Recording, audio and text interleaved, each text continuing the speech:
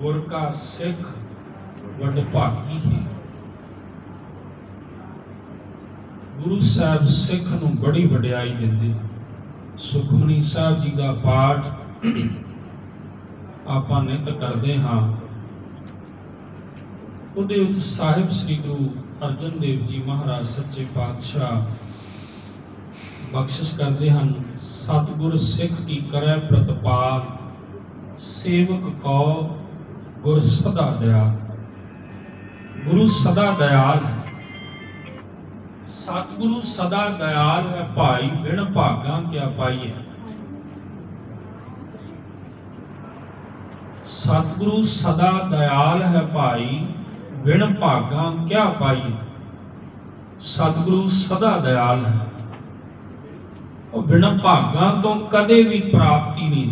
हुण आपां एक पंक्ति जिहड़ी है ना बार बार सुनते हैं, वड भागी हर संगत पावै, भागहीन भ्रम चोटां खावै। बिन भागा सत संग न लभै, बिन संगत मैल भरीजै जीव। भाग ही हन जिहड़े सानू सतगुरु दे नेड़े करदे हन, भाग ही हन जिहड़े सानू सतगुरु तो दूर करदे हन। भागां दी खेड बड़ी निराली। भाग बनदे किवें? खेड कर्मां तो शुरू हुंदी है। जैसे असी कर्म करते हाँ उस तरह के भाग बनते हैं। क्योंकि कर्मां की गल मैं अगे भी एक बार की थी कि जो जो कर्म असी करी जाने वो संचित हो ही जाते हैं। संचित कर्मां तो फिर प्रारब्ध बनती। प्रारब्ध दे विच भाग जिहड़े ने ना वो बनते। प्रारब्ध के अनुसार उम्र भोग ते मोग तीन चीज़ां जिहड़ियां मिलदियां। प्रारब्ध हुण असीं ते कदी इन्हां गल्लां नूं सुणदे ही नहीं, पता ही नहीं है। सानूं चेता ही भुल गया कि गुरु बाबे की गल जिहड़ी है असीं सुणनी है।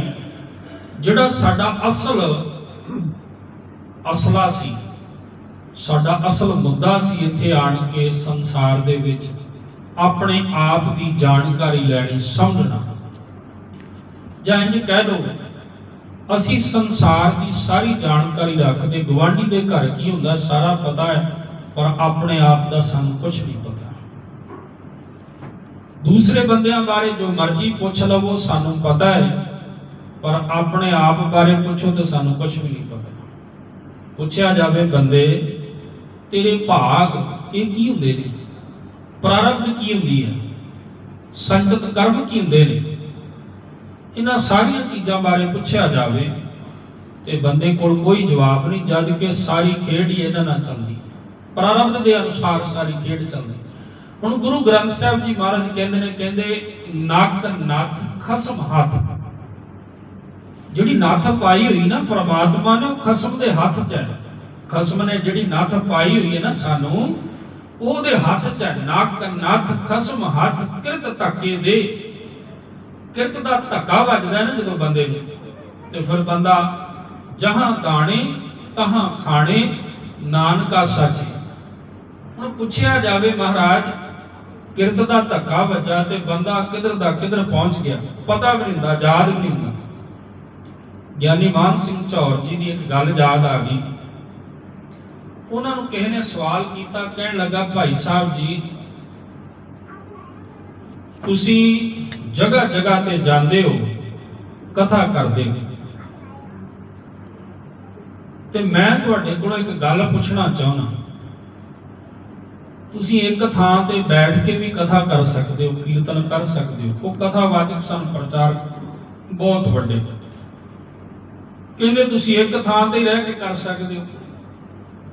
कहंदा भले मानसा तैनूं पता नहीं है, जिहड़ा साडी ड्यूटी ना परमात्मा ने लाई है वो इस तरह की लाई है कि जदों उन्हें ज्ञान दिता उदों उन्हें झोली भर के दे दिता, ते जदों उन्हें खुराक दी ना दाने दिते तो सारिਆਂ ਨੂੰ वंड रहा सी, ते साडी वारी आई तो दो मुट्ठां च फड़ लगे। यानी मान सिंह चौर बड़े तरीके नाल सुणाउंदे सी। कहंदे भी दो मुट्ठां च दाने फड़ लए ते मैं आह झोली अगे कीती, ते कहंदा पता परमात्मा ने की कीता? कहंदा परमात्मा ने दोवें मुट्ठां च करके खिला दी। कहंदा जा जाके चुगदा रहा। इस करके कहता मैं वो दाने जिहड़े परमात्मा ने खिलारे ना वो चुगदा। असल में वो गल की कहना चाहते सी, गल वो कहना समझ जिहड़ियां पंक्तियां मैं पढ़ियां, क्योंकि पंक्तियां के कारण मैनूं वो गल याद आ गई। नक नथ खसम हाथ किरत धक्के दे, जहां दाने तहां खाने। जिथे जिथे दाने परमात्मा ने खिलारे है ना उन्ने ही, और एक गल का ध्यान रखना, उन्ने ही चुगने, उस तो एक दाना वध नहीं ते एक घट। जिन्ने कदम चलना है ना उन्ने ही चलना, उस तो एक कदम वध नहीं ते एक घट। कई बार देखा जी, मैं कई बार हैरान ना, बड़ी खोज च ये पैना पैंदा है। कई बंदे ना उन्होंने जिन्ने कदम चलना सी वो पूरे हो गए, हुण वो कदम चल नहीं सकते। एक कदम परमात्मा का हुक्म है कि नहीं चल सकते। खाना दाना हाले उन्होंने पिया बाकी, श्वास बाकी पे। परमात्मा खेड ऐसी वरताउंदा बंदे नूं इस ढंग नाल बीमार करता है कि बंदा मंजे तो कदम थले ला ही नहीं सकता, कदम नहीं पुट सकता, क्योंकि कदमां की जिहड़ी खेड है ना वो मुक गई। दाने खांदा है, खुराक खांदा है, पर मंजे ते पिया। दूसरे पासे आ जाओ, दाने मुक गए, खुराक मुक गई, पर श्वास हाले बाकी। अज असीं हस्पतालों च देखते हैं कई बंदे कौमां च चले जाते हैं, जां उदा बीमार हो जाना ते खुराक। कल परसों ही मेरी किसी नाल गल हो रही सी, तो दस रहा सी भी 1 साल तो उपर हो गया, कोई खुराक नहीं खाधी, सिर्फ नाली लगी है, उहदे नाल दुध थोड़ा जिहा पा दिता जाता, बस उसदे आसे 1 साल। ध्यान करिया जी, जिहड़ी प्रारब्ध है, जिहड़े भाग ने, ये बड़े कीमती चीज़ां ने, पर इन्हां बारे असीं कदी सोचदे ही नहीं, सुणदे ही नहीं, समझदे ही नहीं। सारी खेड ही इन्हां नाल चलण दी, भागां दी ते सारी खेड है, कर्मां दी सारी खेड है, प्रारब्ध दी सारी खेड है। पर यह सानू चेते, जो मन चित ना चेते सन। ध्यान रखिया जी, एक दिन आउंदा है, जो मन चित ना चेते सन सो गाली रब कीआं। रब करदा है, कहंदा लिआउंदा उत्थे प्रारब्ध दे सामने खड़ा करदा बंदे नूं, तो लेखा रब मंगेसिया बैठा कढ वही। रब ने जिस दिन लेखा मंगना उन्हें प्रारब्ध के सामने खड़ा करना है, पूछना है क्या ते खटिया कहां गवाया। चलो सिताब दीवान बुलाया, कहंदे अदालत च सद लिया, तेनू दस हुण तू की खटिया ते की गवाया। पता क्यों? ये सानू चेते ही नहीं। ते बाबा फरीद जी कहंदे जो मन चित ना चेते सन सो गाली रब कीआं। जो सानू चित चेते भी नहीं, असीं सोचदे होणियां ही नहीं। पता की है, बंदे की एक कमजोरी है, जिहड़ी चीज़ नूं चेता भुल जावे ना वो समझदा भी होनी नहीं। एक गल मैनूं याद आ गई, कोई इस्लामिक उस्ताद सी, बच्चों नूं पढ़ा रहा सी, उन्हें रोज बच्चों नूं पढ़ाउणा, खुदा है उन्होंने याद करो। दूसरी गल उन्हें कहनी, खुदा सब थां ते है उन्होंने याद करो। ये गल्लां ने 2 रोज पढ़ाउणियां। एक दिन उन्हें सवाल कर दिता, कहंदा भी दसो खुदा किथे नहीं। रोज पाठ पढ़ाउंदा सी, खुदा सब थां ते है उन्होंने याद करो। अज सवाल उल्टा कर दिता, कहंदा भी दसो खुदा किथे नहीं है। खुदा किथे नहीं है। तो बड़ा नलायक जिहा एक बच्चा सी, जिहड़ा कदे जवाब नहीं दिंदा, कदे उन्हें स्कूली पढ़ाई च बहुता कोई जवाब नहीं दिते। अज उठ के खड़ा हो गया, कहंदा जी खुदा 2 थां ते नहीं है। उस्ताद गुस्से च आया, कहंदा बैठ जा नलायका, तेनों पता ही कुछ नहीं, मैं रोज पढ़ाउणा भी खुदा सब थां ते है, कोई ऐसी जगह ही नहीं है जिथे खुदा ना होवे। कहंदा नहीं उस्ताद जी 2 थावां हन जिथे खुदा नहीं है। ध्यान नाल सुनना बड़ा कीमती। उस्ताद के अंदर खड़की गल भी है, क्यों बार बार मैनू कहन दिया। तीजी बार फिर 2 बार दबका मार के बिठाता, तीजी बार फिर वो कहंदा नहीं उस्ताद जी 2 थावां हन जिथे खुदा नहीं। वो कहंदा चल तू दस ही लै, मैनू भी पता लग जाए कि तेरे अंदर की है। पर बड़ा कीमती जवाब सी, बड़ा कीमती आंसर सी। उस्ताद भी सुन के चुप कर गया। जवाब ये सी भी कहंदा भी पहली गल ते जिहदी समझ च नहीं हैगा उहदे वास्ते खुदा नहीं है।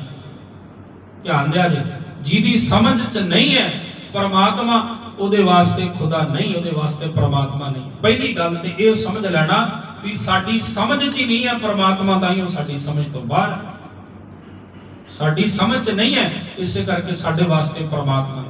दूजी गल वो कहंदा भी समझ ते है पर याद च नहीं है। जे किसी की याद च नहीं है ਉਹਦੇ वास्ते खुदा नहीं। दो गल्लां। उस्ताद हक्का बक्का रह गया, कहंदा कदे ऐसा मैं सोचा नहीं सी भी ये बच्चा ऐसा भी जवाब देगा। उस्ताद उठिया, जाके ਉਹਦੇ ਕੋਲ ਉਹਨੂੰ गल नाल लाया, घुट के गल नाल जफी पाई, कहन लगा गल सिखी किथों? कहंदा मेरा घर परिवार रोज खुदाई बंदगी करदा है ते मेरे अब्बा ने मैनूं ये दस्सिया कि जे समझ नहीं है ते परमात्मा नहीं। ध्यान देना, बड़े ध्यान नाल सोचना विचारना, बैठ के अपने आप नाल कि साडी समझ च परमात्मा है। दूसरी गल याद रखना कि जे समझ विच है तो फिर की याद विच है कि नहीं। दो थावां हन जिथे परमात्मा नहीं है। समझ विच नहीं है तो परमात्मा नहीं है, याद विच नहीं है तो परमात्मा नहीं है। बड़िया कीमत। जो मन चित ना चेते सन, समझ च नहीं है, याद च नहीं है, चेते च नहीं, परमात्मा नहीं है। अज सानू क्यों भुला फिरदा? भुलावड़े भुली भुल भुल पछोताणी। कहंदे ऐसी जिहड़ी जीव इस्तरी है ना, ऐसी भुली पई है, चेता ही भुल गया, चेता ही भुल गया कि परमात्मा भी कोई चीज है, आत्मा भी कोई चीज है, कर्म भी कोई चीज हम, उम्र भोग मोग भी कोई चीज है, प्रारब्ध भी कोई चीज है, भाग भी कोई चीज हम। नहीं पता, सब चेता भुल गए। जदों असीं ये फलसफा ही भुल गए तो हुण मैनूं दसो परमात्मा की याद कित्थों आएगी? हुण एक बंदा जदों कर्म करदा है ना, वो अपने कर्म दे उत्ते बड़ा ध्यान रखता है। देखो एक गल दा ध्यान रखना, बड़े ध्यान नाल सुननी है, बड़ी कीमती गल है। जदों असीं कर्म करते हैं तो कर्म करते हैं, कर्म उत्ते ध्यान आ जाए साडा भी ये गलत है कि सही है, इसका फल की होगा, सच जाने तुसीं गलत काम नहीं कर सकते, नहीं कर सकते। कर्म भी असीं इस करके गलत करते क्योंकि सानूं चेता भुला। समझ आउंदी है गल ना कि कर्म भी गलत असीं तां करदे क्योंकि सानूं चेता भुला पे भी कर्मां दा भी फल हुंदा। पर जिस दिन सामने फल आता है कर्मां दा, फिर बंदा चेते। और एक गल का ध्यान देना, अज की दुनिया च जिहदे जिहदे कर्म का फल सामने आ जाता वो तो दुखदाई होंदा, बाकी सारे हस रहे। कारण की है हुण इहनूं समझ लेना थोड़ा जिहा। मैं थोड़ी जी भी गल चलो खुली है तो अगे खोल देवां। कलयुग का समा ऐसा है कि महाराज कहंदे आ भी बुरे काम का ऊठ खलोया। कलयुग का समा, कलयुग का जोर है, कलयुग ने यह काम कराना है साडे कोल, और हर गलत काम साडे कोलों होना है, पंज भूतक शरीर कोलों होना ही। उसका कारण यह है कि कलयुग के कुछ चीज़ां अंश साडे शरीर अंदर है। की आ? काम, क्रोध, लोभ, मोह, अहंकार, ईर्खा, ये निंदा, चुगली, ये साडे अंदर है। इन्हां दे राही कलयुग वड़दा है। जिस दिन असीं झूठ बोलना शुरू करता, झूठ सब तो पहला जिस दिन असीं झूठ बोलना शुरू कर दिता, उस दिन कलयुग साडे अंदर वड़ गया। उन्होंने बाहर कढ़ना बड़ा औखा। हुण कोई चीज खांदे हो, ध्यान दे अज थोड़ा जिहा, थोड़ी चीज कोई खांदे हो अंदर चले गई है, कढ़ सकते हो बाहर। जब तक मेदे दे विच है तब तक कढ़ सकते हो, बाहर कढ़ दोगे, उंगल मार के बाहर कढ़ दोगे। पर जदों मेदे तो थले उतर गई फिर नहीं तुसीं कढ़ सकते। ये दुनियावी चीज जिहड़ी दिखदी है, जिन्हों तुसीं खा लिया, वो एक हद तक तुसीं उहनूं वापस कढ़ सकते हो, पर उस तो बाद तुहाडे वस दा रहोगा। हुण ध्यान दिया जी, इसे तरह ही दूसरे पासे है भी कर्म जिहड़ा है किसी हद तक तुहाडे हाथ विच है। कलयुग नूं अपने अंदर आउण तो रोकना किसी हद तक तुहाडे हाथ विच है। वो जिहड़ा तुहाडे हाथ विच ओही गुरु नानक देव गुरु ग्रंथ साहिब बाणी च दसदे आ, कहंदे बोलीए सच धर्म झूठ ना बोलीए, जो गुर दसे वाट मुरीदा जोलीए। जे तू सेवक आ ना गुरु दा, ਤੇ ਫਿਰ ਉਹ ਗੱਲ ਮੰਨੀ ਜੋ ਗੁਰੂ ਕਹਿੰਦਾ।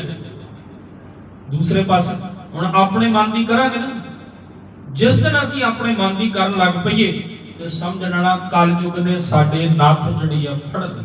ਨੱਥ ਕਲਯੁਗ ਦੇ ਹੱਥ ਆ ਗਈ। ਝੂਠ ਬੋਲਦੇ ਆ, ਵਿਕਾਰਾਂ ਵਿੱਚ ਗਲਤਾਂ, ਤੇ ਨੱਥ ਕਲਯੁਗ ਦੇ ਹੱਥ ਆ। ਤੇ ਜਦੋਂ ਕਲਯੁਗ ਦੇ ਹੱਥ ਵਿੱਚ ਨੱਥ ਹੋਵੇ ਤੇ ਗੁਰੂ ਗ੍ਰੰਥ ਸਾਹਿਬ ਮਹਾਰਾਜ ਕਹਿੰਦੇ ਕਲੀ ਅੰਦਰ ਨਾਨਕਾ ਜਿਨ੍ਹਾਂ ਦਾ ਅਵਤਾਰ, ਪੁੱਤ ਜਨੂਰਾ ਧੀ ਜਨੂਰੀ, ਜੋਰੂ ਜਿਨ੍ਹਾਂ ਦਾ ਸਿਕਦਾਰ। ਜੋਰੂ ਕਹਿੰਦੇ ਕਲਯੁਗ, ਜਿਹੜਾ ਕਲਯੁਗ, ਕਲੀ ਅੰਦਰ ਕਲਯੁਗ ਦੇ ਵਿੱਚ ਜਿਹਦਾ ਜਨਮ ਹੋਇਆ ਹੈ ਨਾ, ਉਹਦੀ ਸੋਚ ਜਨੂਰੂ, ਜਨੂਰਾ ਤੇ ਜਨੂਰੀ, ਇਹਨਾਂ ਨੂੰ ਜਿੰਨ ਭੂਤਨੇ ਕਹਿੰਦੇ। ਕਲਯੁਗ ਦੇ ਵਿੱਚ ਜਿੰਨ ਭੂਤਨੇ ਹੀ ਪੈਦਾ ਹੁੰਦੇ, ਕੋਈ ਵਿਰਲਾ ਹੀ ਹੈ ਜਿਹੜਾ ਰੱਬੀ ਰੂਹ ਪੈਦਾ ਹੁੰਦਾ, ਨਹੀਂ ਤਾਂ ਜਿੰਨ ਭੂਤਨੇ। ਆ ਕਹਿੰਦੇ ਨਾ ਬੱਚਾ ਬੜਾ ਨਿੱਕਾ ਜਿਹਾ ਤੇ ਛੋਟਾ ਹੀ ਫੋਨ ਚਲਾ ਲੈਂਦਾ, ਕਹਿੰਦੇ ਨਾ ਬੜਾ ਤੇਜ਼ ਉਂਗਲਾਂ ਮਾਰਦਾ, ਨਿੱਕਾ ਜਿਹਾ।